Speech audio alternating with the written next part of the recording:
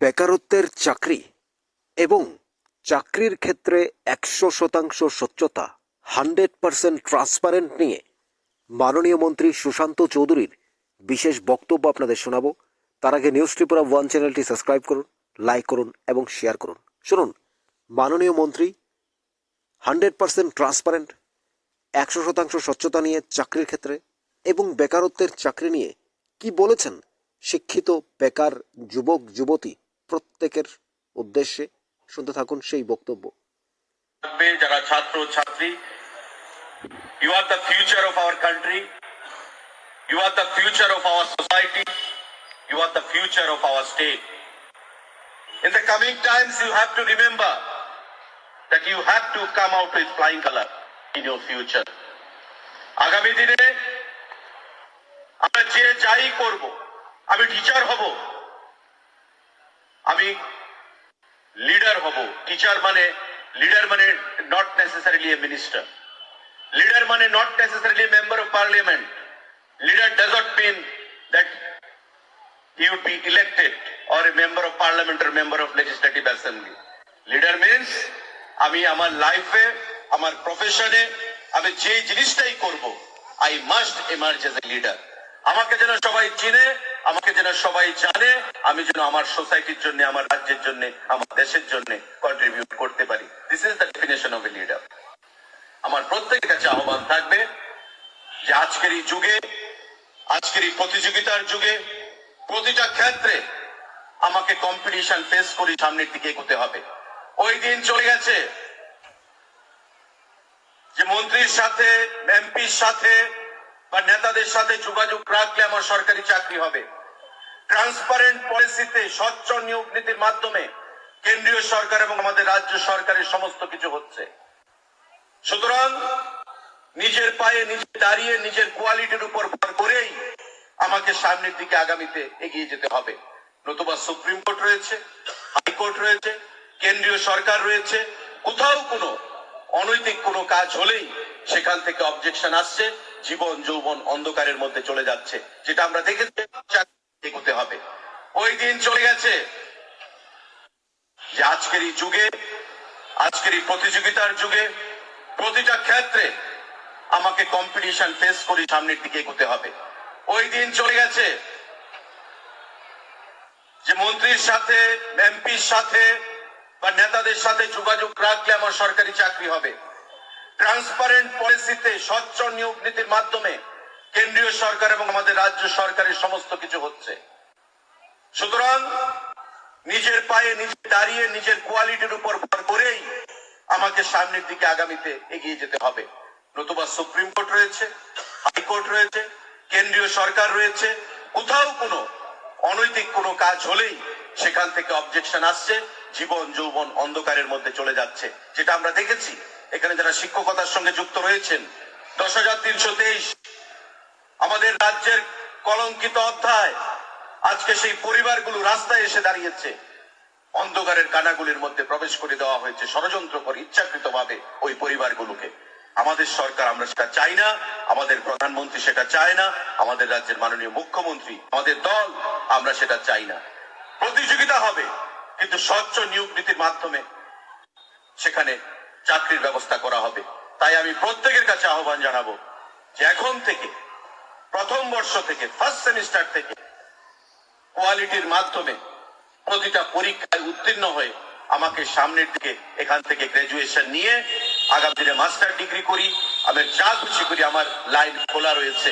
আর আজকে ত্রিপুরা রাজ্যে উচ্চশিক্ষার ক্ষেত্রে সমস্ত ধরনের দরজা খোলা রয়েছে।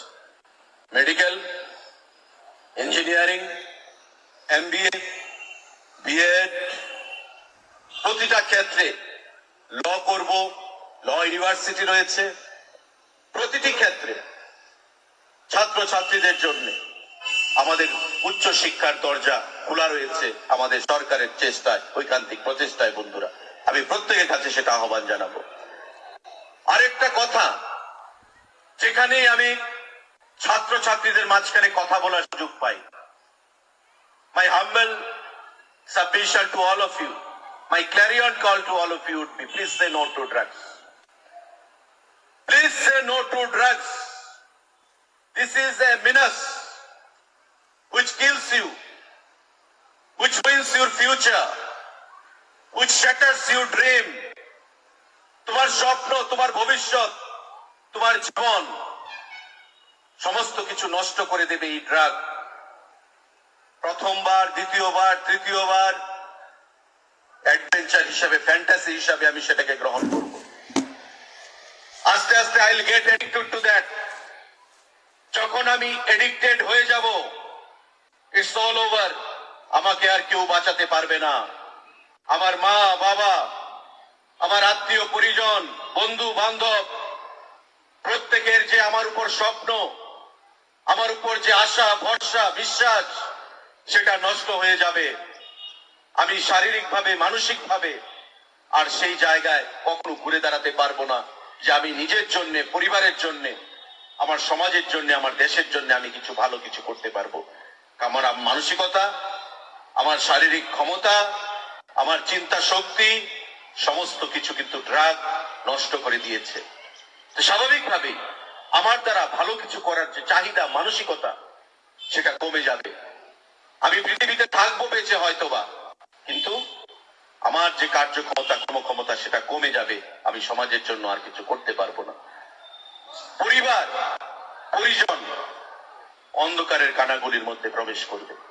আমার প্রত্যেকের কাছে আহ্বান থাকবে, আমাদের সরকারের সেখানে প্রচেষ্টা রয়েছে, কিন্তু একা সরকারের দ্বারা, পুলিশের দ্বারা, মুখ্যমন্ত্রীর দ্বারা, মন্ত্রীদের দ্বারা, প্রশাসনের দ্বারা সেটা কখনোই সম্ভব নয়, যতক্ষণ না পর্যন্ত আমরা এটাকে পাবলিক অ্যাওয়ারনেসে পরিণত করতে পারছি। আর পাবলিক অ্যাওয়ারনেস তখনই হবে যখন কলেজ স্তরে, স্কুল স্তরে ছাত্র ছাত্রীরা সেটা সম্পর্কে ওয়াকিবহাল হবে। এবং তার জন্য আমাদের সরকারের তরফ থেকে, দপ্তরের তরফ থেকে আমরা বিভিন্ন কর্মসূচিও গ্রহণ করেছি। গতকালকেও আমাদের এমবিবি কলেজের ছাত্ররা ড্রাগ, রোড সেফটি, কনজিউমার প্রোটেকশনের উপর কুইজে পার্টিসিপেট করেছে, ভালো ফলাফল করেছে। আমার প্রত্যেকের কাছে আহ্বান থাকবে, যারা কলেজ কর্তৃপক্ষরা রয়েছেন, প্রিন্সিপাল, আমাদের অ্যাসোসিয়েট প্রফেসর, অ্যাসিস্ট্যান্ট প্রফেসর, প্রফেসররা ছাত্র ছাত্রীদেরকে প্রতি সপ্তাহে ড্রাগ, রোড সেফটির উপর তার এগেইনস্টে আপনারা সেখানে আলোচনা করুন। প্রতিদিন যেন আমাদের ছাত্র ছাত্রীদের মধ্যে সেই বিষয়গুলো নিয়ে, কুফলগুলো নিয়ে আলোচনা করা হয়। পাবলিক অ্যাওয়ারনেস যতক্ষণ তৈরি হবে, যতক্ষণ না তৈরি হবে, ততক্ষণ আমাদের সেই প্রচেষ্টাগুলো বাস্তবায়িত হবে না, সাফল্যমণ্ডিত হবে না। আমার প্রত্যেকের কাছে আহ্বান থাকবে, আজকের এই সুন্দর দিনে let's pledge and say no to drugs. আমাদের জীবন অনেক সামনের দিকে এগিয়ে যেতে হবে, জীবনটাকে সুন্দর করতে হবে। মা, বাবা, আত্মীয় স্বজন সকলের যে চিন্তাধারা, আশা, স্বপ্ন, ভরসা, সেগুলোকে আমাদের বাস্তবায়িত করতে হবে। এটাই আমাদের যে এডুকেশন, সেই এডুকেশনের, আমাদের যে শিক্ষা গ্রহণের যে উদ্দেশ্য, সেটাই আমাদের আসল উদ্দেশ্য। স্বামীজি বলেছিলেন, education is the manifestation of perfection in a man. Education মানুষের মধ্যে, শিক্ষা মানুষের মধ্যে যথার্থতা এনে দেয়। শিক্ষা, আমি যতই শিক্ষিত হব ততই আমি বিনয়ী হব। গাছের মধ্যে ফল যদি বেশি পাই, গাছের ডালপালাগুলো নিচের দিকে চলে আসে, হারে। শিক্ষা হচ্ছে এমন একটা জিনিস, সেটা মাপা যায় না। আসল শিক্ষা সেই শিক্ষা, যে শিক্ষা বিনয়ী করে মানুষকে। আসল শিক্ষা সেই শিক্ষা, যে শিক্ষা মানুষকে হাম্বেল করবে, বিনয়ী করবে, মানুষের জন্য ভালো কাজ করার মানসিকতা যোগাবে, সমাজের জন্য কিছু করার মানসিকতা যোগাবে। শিক্ষা সেই দিকেই যখন আমরা ধাবিত হতে চাই, কোয়ালিটি এডুকেশন, কোয়ান্টিটি নয়, কোয়ালিটি চাই। সেই কোয়ালিটি আমাদেরকে সামনের দিকে এগিয়ে নিয়ে যেতে পারে। বন্ধুরা, যারা শিক্ষিত সমাজ, যারা শিক্ষা প্রদান করছেন, professor, associate professor, assistant professor, তাদের কাছে আমার আহ্বান থাকবে যে কলেজের পরিবেশ আপনারা করছেন, কলেজের পরিবেশটা কেমন রাখতে হবে যাতে করে শিক্ষিত আমাদের ছাত্র ছাত্রী এবং শিক্ষকের মধ্যে কোনো ডিফারেন্স না থাকে। আব্দুল কালাম যেটা বলেছেন, what is the definition of a teacher? A teacher is the person who shapes up the caliber, character and quality of an individual. একটা ছাত্রর কোয়ালিটি তৈরি করবে, ক্যারেক্টার তৈরি করবে একটা শিক্ষক। আজকে শিক্ষক যতই মেলামেশা পাবে ছাত্র ছাত্রীর সাথে, ততই ফ্রেন্ডলি অ্যাটমসফিয়ার তৈরি হবে। সেই ফ্রেন্ডলি অ্যাটমসফিয়ারে আগামী দিনে সহযোগিতা করবে ছাত্র ছাত্রীদেরকে প্রতিষ্ঠিত হতে। ওই শিক্ষকতা যারা প্রদান করছেন তাদের কথায় তাদেরকে অনুগামী হয়ে কাজ করতে। বন্ধুরা, আমার প্রত্যেকের কাছে সেই কথাই আজকে এই সুন্দর দিনে এই ফ্রেশার্স ওয়েলকামে আহ্বান জানাবো, এবং এই সুন্দর অনুষ্ঠানটা প্রতিটা জীবনের প্রতিটা মুহূর্তে আপনাদের কাছে সুন্দর হয়ে থাকুক সেই আহ্বান জানিয়ে, সেই প্রার্থনা জানিয়ে আজকের এই ছাত্র ছাত্রীদের ভবিষ্যৎ সুন্দর হোক, সাবলীল হোক, মসৃণ হোক চলার পথে, যাতে আগামী দিনে জীবনের প্রতিটি স্তরে সমস্ত কিছু অ্যাডভার্স পরিস্থিতিতে, বিপরীত পরিস্থিতিতে ভগবান প্রত্যেককে যেন সেই মানসিক শক্তি প্রদান করে জীবনের প্রতিটি বিপরীত পরিস্থিতিতে লড়াই করে আগামী দিনে সামনের দিকে এগিয়ে যাওয়ার জন্য আজকের এই সুন্দর দিনে আমি সেটাই আহ্বান জানিয়ে সবাইকে আমি আমার নমস্কার জ্ঞাপন করে আমি আমার সংক্ষিপ্ত বক্তব্য এখানেই শুনলেন মাননীয় মন্ত্রী শ্রী সুশান্ত চৌধুরীর এক্সক্লুসিভ বক্তব্য, যেখানে রাজ্যের চাকরি প্রার্থী, বেকারত্ব থেকে শুরু করে এবং 100% ট্রান্সপারেন্ট, স্বচ্ছতা নিয়ে, রাজ্য সরকারের ভূমিকা নিয়ে সবকিছু নিয়ে তিনি তুলে ধরেছেন। আপনাদের মতামত কমেন্টস বক্সে জানাবেন এবং চ্যানেলটি অবশ্যই সাবস্ক্রাইব করে রাখুন পরবর্তী আপডেট পেতে।